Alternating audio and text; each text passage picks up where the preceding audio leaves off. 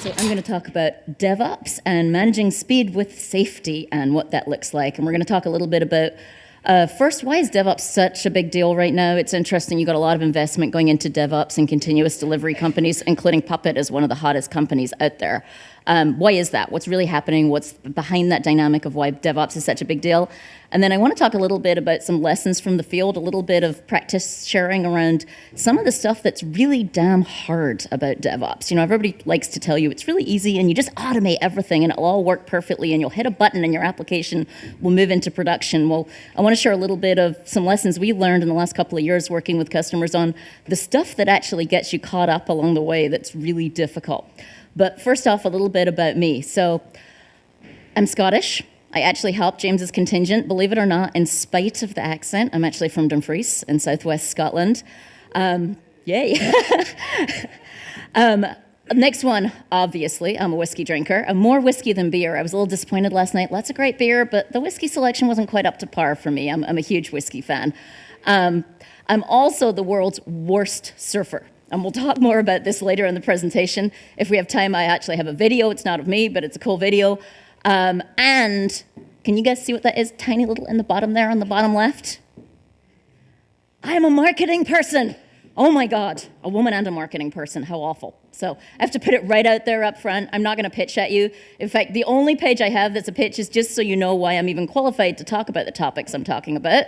I'm the head of marketing and strategy for Zend. Does anyone know what Zend is? Anyone in the room? Okay, that's pretty strong. Okay, so we're the company behind the PHP language. We're one of the big open source funders and contributors to the PHP language. We also have a big open source project called Zend Framework. I was sitting there taking notes while Dawn was talking because a lot of what we're doing is trying to work out how to integrate some of those projects with vendors like Puppet, with Chef, with some of the automation vendors. And I think we can learn from Puppet in terms of how they manage their community stuff. So that's as much as I'm going to say about Zend. But the main thing Zend is doing these days is trying to work out how our customers implement applications faster. And we've made so much progress on the development side of that, right? Agile is no longer this big, scary thing to most people. It's kind of become a concept that the development community understands, gets, implements. But once that application is developed, getting it into production faster is still a big challenge. So what I want to talk about is the need for speed. And does anyone recognize where this is? There's a little sticker on it. So that is last Friday. I was lucky enough, I was actually there. Was not competing. Tell you more about this. I'm the world's worst surfer. But that's actually Mavericks. It's the big wave surf competition. It took place a week ago today. It's exactly a week ago today. It's a fun competition. All the big surfers come in and hang out in Northern California for several months, waiting for the day that Mavericks gets announced. It got announced last Tuesday, finally took place on Friday. The guy who won it was actually South African. I'll show you a little bit more later. But in short, why the need for speed? Let's talk about this first. So have you guys all read this article by Mark Andreessen about how software is eating the world? If you haven't, it's really, really worth the read, okay? It's about the concept that software is now the competitive advantage for most companies. And it's changing the whole way we think about things. And it's changing the whole concept of why speed even matters. And it's making the developer king, right? In fact, Steve O'Grady talks about this a lot, the concept of the developer being king. But the reason for escalating wages, the reason it's a good moment to be a dev, the reason devs in California are getting paid crazy wages, the reason people are protesting against Googlers in San Francisco and trying to stop the buses going from San Francisco to Google is because devs are becoming really central and core to competitiveness.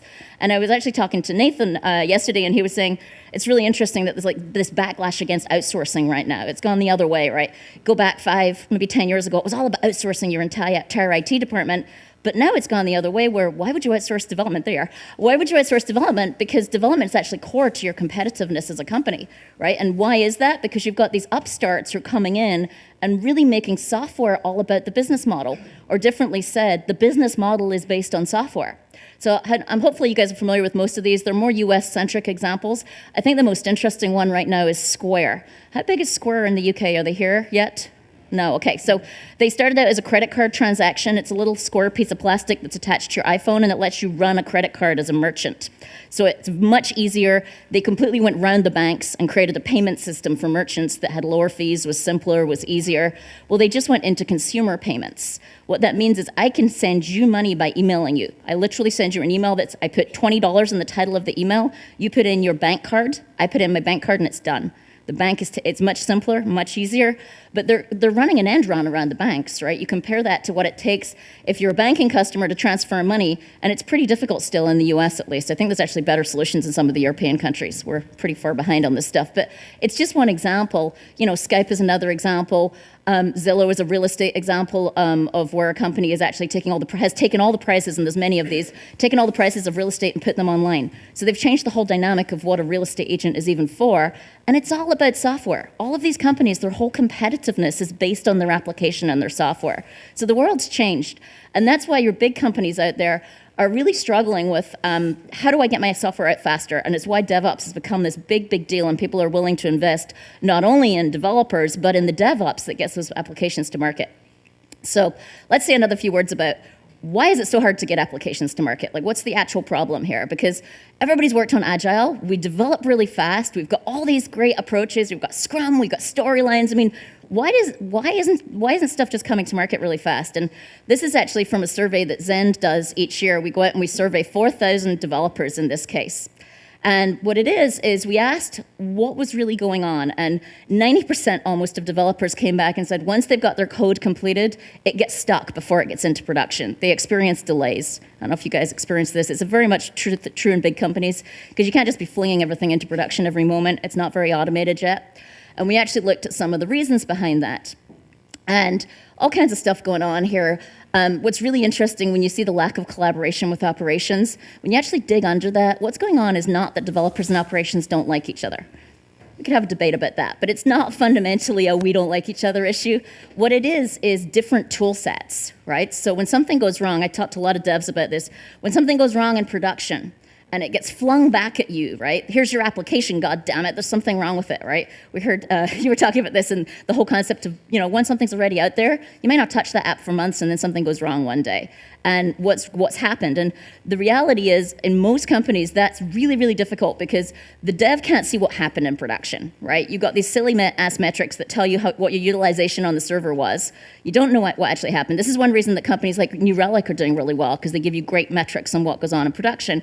Zend does a similar thing for PHP, but the problem there isn't so much lack of collaboration as lack of shared tools and visibility. So it's kind of not the desire to collaborate that's not there, it's the tools to collaborate that aren't very sophisticated yet. And then you have this issue that environments are all different between dev, test, and production, and automation is not really at the point it should be yet. Everybody's talking about automation. There's some great solutions, but it's kind of early days for most companies. So that's why, basically, those two things coming together, the fact that things got stalled getting out to production, and the fact that software kind of is eating the world, and that software is really an advantage and is what companies are based on. It's their competitive advantage. Those two things coming together is why you're seeing a lot of DevOps and continuous delivery vendors get funded, a lot of money pouring into this space. It's only going to accelerate and get crazier over the next 3 years. It's a really interesting space to be in right now. If you're looking at you're interested in the DevOps-ish space, it's a really accelerating, high potential space right now. This is a quote here from a guy at Netflix, and I would say there's two companies that do DevOps really, really well in the world. Etsy and Netflix. They're like the two examples of companies that have put the investment in. I would encourage you guys, if you haven't seen this blog, the tech blog for Netflix, it's really awesome. They go through, they explain their whole environment, how they do automation. They explain the concept behind Chaos Monkey. You guys familiar with Chaos Monkey? It's a really cool concept where it comes in and basically blitzes instances, virtual instances on their production servers now. And their whole concept there is you should be able to take out any of your virtual instances and everything keeps running. And if it doesn't, you'd rather do it yourself and learn what's wrong and fix it during business hours than have it blow up at 3 o'clock in the morning on a weekend when no one's around. So it's a really interesting concept. It works really well for them. They've open sourced it, by the way. It's now a piece of open source software. Look under the Simian Army stuff online, and you'll find the version of Chaos Monkey. So if you haven't read it, what's really interesting is I think they nailed it with this quote on what is continuous delivery all about. And they say basically it's this balance between velocity and stability. And they found some interesting ways to get there, like Chaos Monkey, right? Stability doesn't mean nothing ever changed. It changes. It means if something does go wrong, are you able to keep running? And does that next instance come up? And are you able to keep going? So I think they nailed it in terms of their description of what it actually is. Here's a different way to look at it. This is from a book on lean software development. And I think this is a really lovely way to look at continuous delivery. It's this question of one line of code. So your application's out there, everything's fine, and you screwed up one bloody line of code. How long would it take to get it out into production, that fix? And for a lot of companies, it's kind of sad. This, for a lot of companies, is a month's, not a day's thing. And best case for most companies, it's days, not hours. And some of the best companies in the world can do it in minutes, but that's kind of rare. There's probably a handful of companies out there who can do that right now. Can you guys do it in minutes? 10 minutes, see? That's really rare, right? How many other companies do you know who can do it in 10 minutes? None. Exactly. So I'm not going to lecture you guys about what continuous delivery is, but it's the concept that you are constantly going through this cycle of agile development, continuous integration using Jenkins or whichever other CI server you want to use, automated testing, I'm going to talk more about this in a second, leading to your release being completely automated. People talk about push button release. That's kind of a overused term, but completely automated release and application deployment process. And then you actually have these shared visibility and application management. So I kind of tried to put together, based on our experience with our consulting team and working with a lot of customers, what are some of the kind of hard-knot lessons that we've had out of this, working with customers for the last few years on how to implement continuous delivery. And so I'll talk through a few of these. Version control is the base. This sounds so bloody obvious, but when we do our developer surveys, we're finding that 20% of companies still don't have version control systems in place. I don't really get it myself. I don't know how they operate. But if that's the case, you can't go build an entire system of continuous delivery. It's kind of like the starting point, right? You start with your version control. So it sounds so basic, but the other thing we find, and this is much more, so that's only 20% of companies. I don't know who it is, I don't understand, but 20% don't. But the next one is actually more interesting, which is your version control system needs to have your entire stack and everything that application has to have to function in it. And we often find that's not the case. So that means your systems, your settings, your third-party software, all your operating system settings, every single thing you need to deploy that application needs to be there in your version control. We find that's very often not the case with our customers, especially when they start with us. It's one of the first things people are trying to work out how to do is get all the rest of that stuff in there. Why does that matter? Because the whole concept of continuous delivery is your application is always production ready at any moment in time. Well, unless you have all the all the parts of that, so not just the application code, but all the other third-party parts ready to go with all the settings, etc., you can't be production ready, can you? All right? Because you're starting with it all in your version control system and going forwards from there. So it sounds obvious. It's not easy. It's pretty hard. Most companies haven't got through past number 2 yet that we talked to. Then the other thing about being always production ready means you're actually rehearsing that deployment step and that continuous testing all the way through the cycle. And that's also pretty hard. It says you can't like have one way of getting things from dev to test and QA, another way of getting things from QA to production. You really want to be rehearsing the deployment step all the way through the cycle. And that's something we find most customers haven't managed to work out yet either. So we're still working with a lot of companies on that. Automated deployment. This is a big debate, actually. There's a couple of things on here that debates right now around continuous delivery. Automated deployment, yes, but do you want to take it all the way to continuous delivery? Continuous deployment, right? So continuous delivery doesn't necessarily say that it goes automatically into production. Continuous deployment can mean that. We find most customers still want someone literally hitting the metaphorical big red button, which says someone chooses when it goes into production. Not all streams at all moments are going to go into production. It's just not very realistic. Okay, the other thing I want to talk about is the rollback debate, if I've still got enough time. And I'm going to show you some cool surfing stuff along the way here. Yeah, we got enough time. This is a really interesting quote first. CDS Global is one of the companies I've worked with. Luis is a really interesting guy, head of architecture over there. CDS Global is part of the Hearst Publishing Group. They have a really interesting mission, really hard mission. They run e-commerce sites for other companies. So basically other companies put their entire e-commerce infrastructure in their hands and say, you run our commerce site for us. Talk about a high pressure environment where you not only are responsible for your own commerce site, you're responsible for all these other people's business and revenue. And one of the things they've done is they have just gone all the way on automating tests. They have, I think it's like 1,000 different automated tests they've put in place. And the reason they did that is a really interesting quote. I think this is kind of your ideal end state that you're trying to get to. And Luis is really, really interesting when he talks about this. He says, we want to get to the point that the system is waiting for people instead of people waiting for the system. Because nothing worse for dev than having to wait for tests to complete. I don't know if you guys lived through this, but it's a total waste of everybody's time. So they've got to the point that they're trying to do it the other way around. That's his kind of ideal end state, is the system is waiting for you instead of you waiting for the system to complete the tests. Okay, the rollback debate. So the rollback debate, if I can get it to work, I'm actually going to show you a video here. We'll talk about something. So another Mavericks photo from last weekend. You guys see what happened here? Basically, the guy came off the lip of the wave, fell backwards about 30 foot down the wave face. It was pretty horrible at the time. And if I have 10 seconds, I'll play you a video here, if it will work for me. Just to get up.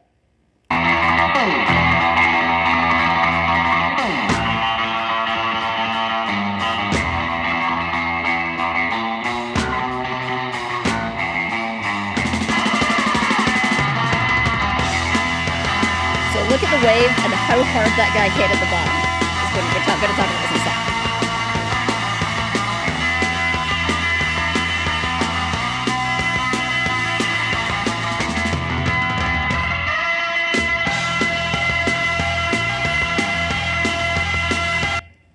All right, so there is an analogy here. There is a point.